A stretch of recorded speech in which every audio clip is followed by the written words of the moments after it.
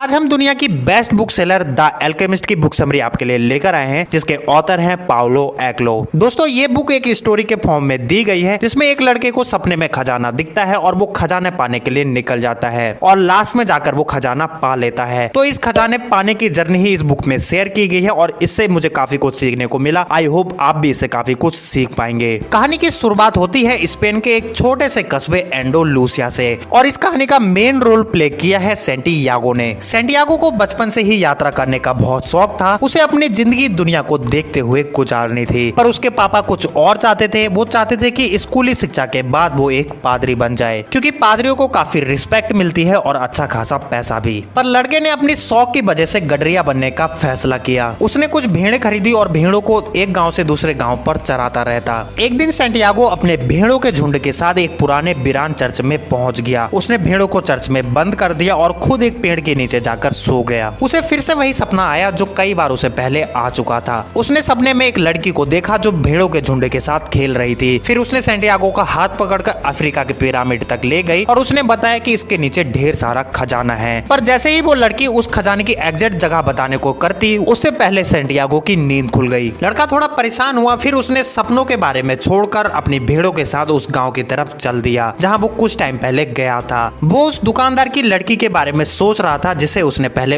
ऊन बेचा था। वो उस लड़की को मिलने के और इम्प्रेस करने के नए नए सपने देखने लगा और वो मनी मन कहने लगा कि सपने साकार होने की संभावना हमारी जिंदगी को दिलचस्प बनाती है। उस गांव की तरफ बढ़ते हुए लड़के को याद आया कि टेरिफा में एक बूढ़ी औरत रहती है जो अधूरे सपने को पूरा करती है। वो बूढ़ी औरत ने लड़के का हाथ पकड़ा और उससे उसके सपने के बारे में पूछने लगी। लड़के ने खजाने के सपने के बारे में उसे पूरा बताया और वो बूढ़ी औरत थोड़ी देर तक शांत रही और बोली कि मैं तुमसे फीस तो नहीं लूंगी, पर जब तुम्हें तुम्हारा खजाना मिल जाएगा तो उसका 10वां हिस्सा तुम्हें मुझे देना होगा। तुम्हें मिस्र के पिरामिड तक जाना होगा, वहीं तुम्हारा खजाना छुपा हुआ है। तो लड़के ने कहा, ठीक है, आप मुझे बताइए कि मैं मिस्र तक कैसे पहुंचूं। औरत ने कहा, मुझे सपनों को बताना आता है पर उन्हें हकीकत में बदलना नहीं आता। लड़का वहां से चला आया और उसने फैसला किया कि आगे से वो अपने सपनों पर कभी भी भरोसा नहीं करेगा। उसने दुकान से एक मोटी किताब ली और साथ में एक वाइन भी ली। वाइन के 2 घूंट मारने के साथ ही वो बेंच पर बैठ गया। गर्मी ज्यादा थी, इसलिए वो शाम का वेट करने लगा कि शाम को वो उस गाँव की तरफ निकल जाएगा। इसी बीच एक बूढ़ा आदमी उसके पास आकर बैठ गया और वो उससे बात करने की कोशिश करने लगा। दरअसल वो बूढ़ा आदमी सलेम का राजा था। राजा ने अपना भेष पूरी तरीके से बदला हुआ था, जिससे लड़के को विश्वास नहीं हुआ कि वो राजा है। उनके बीच थोड़ी बहुत बातचीत हुई, फिर लड़का उठकर जाने लगा। तभी बूढ़ा आदमी बोला कि अगर मैं तुम्हें ये बताऊं कि खजाना हासिल कैसे करना है तो तुम्हें मुझे अपनी भेड़ों का 10वां हिस्सा देना होगा। लड़का पूरी तरीके से हैरान हो गया कि इसे मेरे सपनों के बारे में कैसे पता। तभी लड़के के मन में उस बूढ़ी औरत का ख्याल आया कि ये भी उसी का पति होगा जो मुझसे ज्यादा पैसे हड़पना चाहता है। इससे पहले कि लड़का कुछ कह पाता, उस लड़के का पूरा बायोडेटा उस बूढ़े आदमी ने एक स्लेट पर लिख दिया। उनके बीच फिर से बातचीत शुरू हो गई। लड़के ने खजाने के बारे में पूछा, पर राजा ने उसकी भेड़ों का 10वां हिस्सा मांगा। तो लड़के ने कहा कि मैं अपने खजाने का 10वां हिस्सा तुम्हें देना चाहता हूँ। बूढ़े के चेहरे पर थोड़ी सी निराशा आई और वो बोला, अगर तुम उस चीज को देने का वादा करते हो जो तुम्हारे पास अभी है ही नहीं, तो उस चीज को हासिल करने की इच्छा तुम्हारे अंदर धीरे धीरे मरती चली जाएगी। तो अगले दिन फिर उस बूढ़े आदमी से उसकी मुलाकात हुई। अब लड़का कंफ्यूज हो चुका था कि वो करे जिसका वो आदी हो चुका है या फिर वो करे जिसे वो अब पाना चाहता है। फाइनली लड़के ने डिसाइड किया कि वो करेगा जिसे वो पाना चाहता है। उसने अपनी भेड़ों का 10वां हिस्सा उस बूढ़े आदमी को दे दिया और बाकी की बची भेड़ें वो अपने दोस्तों को बेच आया। इस बूढ़े ने भी वही बताया जो उस बूढ़ी औरत ने बताया था कि खजाना मिस्र के पिरामिड के पास है और कहा कि खजाने के लिए तुम्हें भविष्य सूचक संकेतों का अनुसरण करना होगा। उस परमेश्वर ने हर किसी के लिए अपना एक रास्ता तैयार किया है, बस हमें भविष्य सूचक संकेतों को पढ़ना आना चाहिए। बूढ़े ने अपने कवच में से 2 रत्न उरीम और तुम्बीम निकाल कर दिए, जिसमें से एक काला और एक सफेद था। जिसमें से काले का मतलब था हाँ और सफेद का मतलब था ना। बूढ़े ने बताया कि जब भी तुम्हें भविष्य सूचक संकेतों को याद करने में परेशानी हो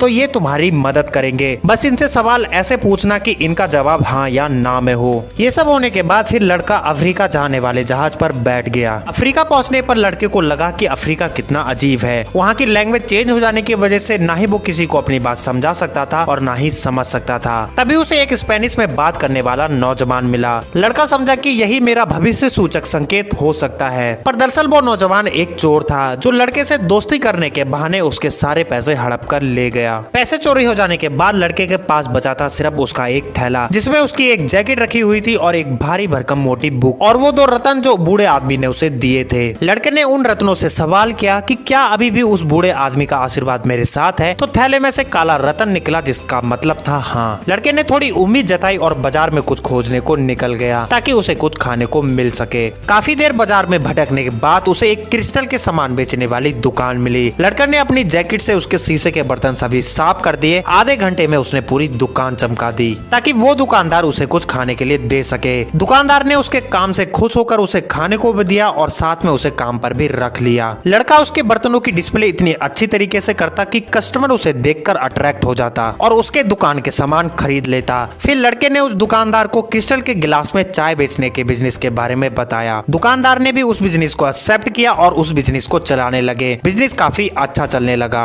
लड़के ने लगभग 1 साल तक उसी दुकान पर काम किया। अब उसके पास ढेर सारा पैसा जमा हो गया था। अब उसके पास फिर से 2 रास्ते थे। अब चाहे वो अपने घर जा सकता था या खजाने की खोज में आगे बढ़ सकता था। तो उसने फिर से सेकंड वाले ऑप्शन को चुना। मिस्र के पिरामिड तक पहुंचने के लिए उसे एक लंबे रेगिस्तान को पार करना था। उसे याद आया कि एक फिरंगी उस दुकानदार के लिए कच्चे माल को उस बड़े से रेगिस्तान को पार कर लाया करता था। वो फिरंगी उस बड़े से रेगिस्तान को पार करने में मेरी मदद कर सकता है। फिरंगी से मिलने के बाद लड़के को पता चला कि वो भी एक कीमियागर की खोज कर रहा है जो अल्फ्यूम नामक नगलिस्तान में रहता था। अगर वो किसी भी मेटल को छू लेता तो उसे वो सोने में बदल देता था, ठीक उस पारस पत्थर की तरह जो किसी भी मेटल को छूकर सोने में बदल सकता है। पर खुशकिस्मती की बात तो ये है कि उसी दिन उनका कच्चा माल नगलिस्तान के लिए जा रहा था। क्योंकि नगलिस्तान मिस्र में ही पड़ता है तो उस लड़के का काम भी बन गया और अगले दिन ही वो यात्रा पर निकल गए। बड़े से रेगिस्तान में पहुंचकर लड़का काफी पॉजिटिव एनर्जी को महसूस कर रहा था क्योंकि यहाँ तक का सफर तय करने में वो काफी चीजें सीख चुका था। उसका मानना था कि अगर आप किसी भी चीज को सच्चे मन से चाहते हो तो सारी कायनात आपको उसको मिलाने में लग जाती है। यात्रा के दौरान फिरंगी ने लड़के को किताब दी जिसमें कीमियागर के बारे में लिखा हुआ था। बुक पढ़ने के बाद फिरंगी ने लड़के से पूछा कि तुमने क्या सीखा। लड़का बोला, मैंने सीखा कि इस पूरी सृष्टि की एक आत्मा है और जो भी कोई इस आत्मा को समझ लेता है वो सारी चीजों की भाषा को समझ जाता है। पर सबसे इम्पोर्टेंट बात मैंने ये सीखी कि सारी चीजें इतनी सरल हैं कि उनको एक रतन की सतह पर भी लिखा जा सकता है।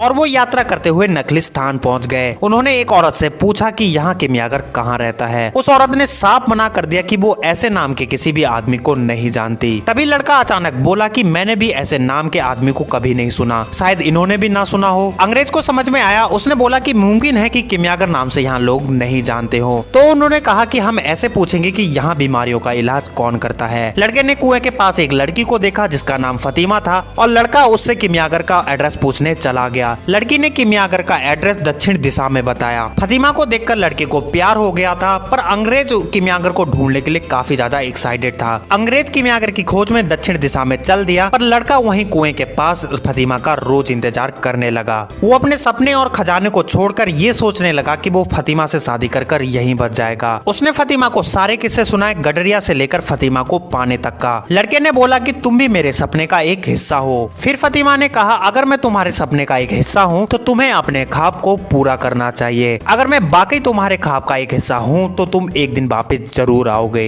लगभग 1 महीने तक वो लोग नगलिस्तान में ही रहे।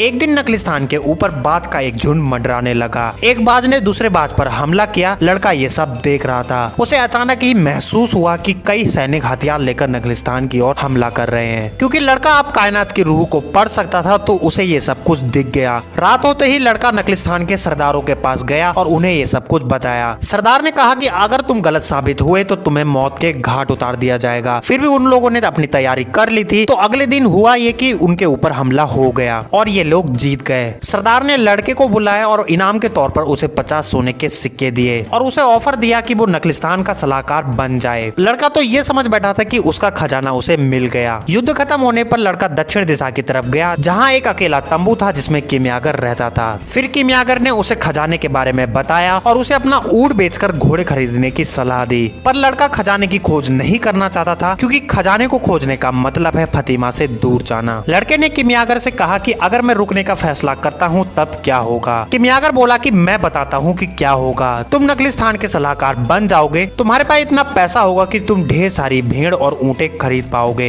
फतिमा से तुम्हारी शादी हो जाएगी और तुम भविष्य सूचक संकेतों को काफी और भी अच्छी तरीके से समझ पाओगे। फिर दूसरे साल तुम्हें फिर अपने खजाने की याद आएगी और भविष्य सूचक संकेत तुम्हें उसकी ओर इशारा करेंगे। यही प्रक्रिया तुम्हारे साथ तीसरे साल भी होगी, पर चौथे साल तुम्हारे सगुन तुम्हारा साथ छोड़कर चले जाएंगे क्योंकि तुमने उनकी बात सुनना बंद कर दिया और फिर कबीले के सरदार ये सब कुछ समझ जाएंगे, फिर तुम्हें सलाहकार के पद से हटा देंगे और तब तक तुम काफी दौलतमंद और एक बड़े व्यापारी बन चुके होगे। तुम्हें समझना चाहिए कि प्रेम कभी भी किसी आदमी की नियति को तलाश करने से नहीं रोकता। अगर वो अपनी खोज को त्याग देता है तो वो एक सच्चा प्रेमी नहीं होगा। लड़का आखिरी बार फातिमा से विदा लेते हुए अपने खजाने की खोज में किमियागर के साथ निकल गया। किमियागर ने कहा कि अभी तुम बस खुद को रेगिस्तान में डुबा दो। वैसे भी तुम्हें पूरा रेगिस्तान समझने की जरूरत नहीं है, तुम बस रेत के एक कण पर ध्यान लगाओ जिससे तुम्हें पूरी सृष्टि के चमत्कार दिखाई देने लगेंगे। अपने दिल की आवाज सुनो क्योंकि वो सब कुछ जानता है, क्योंकि वो कायनात की रूह से पैदा हुआ है और वो एक दिन उसी में लौट जाएगा।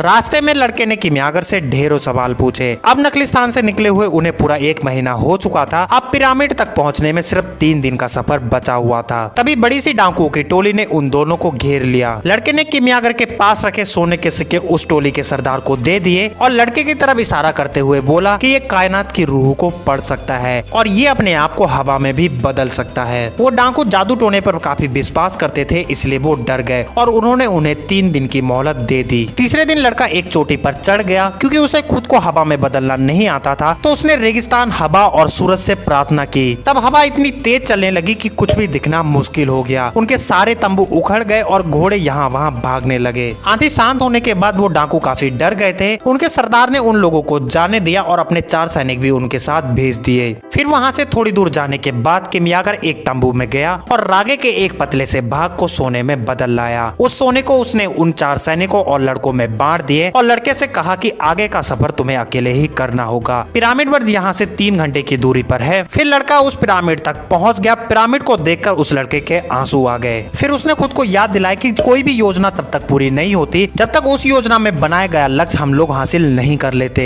जहाँ उस लड़के के आंसू गिरे हुए थे वहाँ गुबरेले कीड़े आ गए। गुबरेले कीड़े ईश्वर का प्रतीक होते हैं। लड़के को फिर भविष्य सूचक संकेत मिल गया। उसने वहीं खुदाई चालू कर दी और काफी देर खुदाई करने के बाद उसे एक चट्टान मिली। उस चट्टान को वो ऊपर की तरफ खींच रहा था पर वो उसे नहीं खींच पाया। तभी वहाँ कुछ लुटेरे आ गए और उस लड़के से उसका सारा सोना छीन लिया। लड़के के साथ उन्होंने काफी मारपीट कर दी थी। लड़के के मुंह से खून बह रहा था। तभी डाकुओं के सरदार ने बोला कि मरने वाले के लिए पैसे किस काम के। लड़का उठा और चीख पड़ा कि मुझे 2 बार सपना आया था कि मिस्र के पिरामिड के पास खजाना रखा हुआ है। तब वो अपने सपने को पूरा करने की वजह से यहाँ पर पहुँच गया। वो लोग उस लड़के को पागल समझकर उसे वहाँ छोड़कर जाने लगे। डाकुओं का सरदार लड़के के पास वापस आया और बोला मुझे भी बार बार सपना आया था कि स्पेन के एक मैदान में जहाँ खंडर चर्च है उसके पास एक गडरिया अपनी भेड़ों को चराता है। जिस पेड़ के नीचे वो गडरिया सोता है उसमें ही एक खजाना छुपा हुआ है। पर मैं तुम्हारी तरह बेवकूफ और पागल नहीं कि मैं अपने सपने की वजह से इस बड़े से रेगिस्तान को पार करता। वो लड़का थोड़ा सा मुस्कुराया क्योंकि वो अब सब कुछ समझ चुका था। फिर डाकू वहाँ से चले गए। फिर लड़का भी अफ्रीका से वापस स्पेन पर चला गया और उसी पुराने खंडर में पहुंचा जहाँ उसे दोबारा सपना आया था। उसने उस पेड़ के नीचे खुदाई चालू करी और उसे वहाँ खजाना मिल गया। उसने उस खजाने का 10वां हिस्सा उस बूढ़ी औरत को दे दिया और दोबारा नखलिस्तान जाकर फातिमा से शादी कर ली और वहीं अपना हंसी खुशी जीवन बिताने लगा। तो दोस्तों कहानी में पहली सीख तो यही है कि अगर आप किसी भी चीज को दिलो जान से पाना चाहते हैं तो सारी कायनात आपको उससे मिलाने में लग जाती है। बस आपको उस काम पर अपना 101% देना होगा। दूसरा ये है कि आप जो भी चीज पाना चाहते हैं उसके लिए आपको कुछ ना कुछ तो देना ही होगा। जैसे उस लड़के ने उस बूढ़े राजा को अपनी भेड़ का 10वां हिस्सा दिया था। और तीसरे नंबर पर आपको भविष्य सूचक संकेतों को यानी अपने मौकों को देखना आना चाहिए, क्योंकि लाइफ में मौके कभी भी दस्तक दे जाते हैं और उन्हें हमें समझना आना चाहिए। चौथा जो कि लास्ट है वो कहता है कि जरूरी नहीं जो भी आपने गोल डिसाइड किया हो उसके अकॉर्डिंग आपके साथ सारी चीजें हो। लड़के को भी कई समस्याओं का सामना करना पड़ा था। उसके सारे पैसे चोरी हो गए थे। क्रिस्टल की दुकान में उसने 1 साल तक काम किया और डाकुओं ने भी उसकी जान लेने की काफी कोशिश की, पर लड़के ने हार नहीं मानी और अपने सपने की तरफ आगे बढ़ता रहा। तो दोस्तों आई होप आपको वीडियो अच्छी लगी होगी, तो जल्दी से वीडियो को लाइक कर दीजिए और साथ में सब्सक्राइब भी। अगली बुक समरी आप किस बुक की सुनना चाहते हैं ये भी आप हमें कमेंट सेक्शन में बता सकते हैं। तो खुश रहिए, खुशियां बांटते रहिए।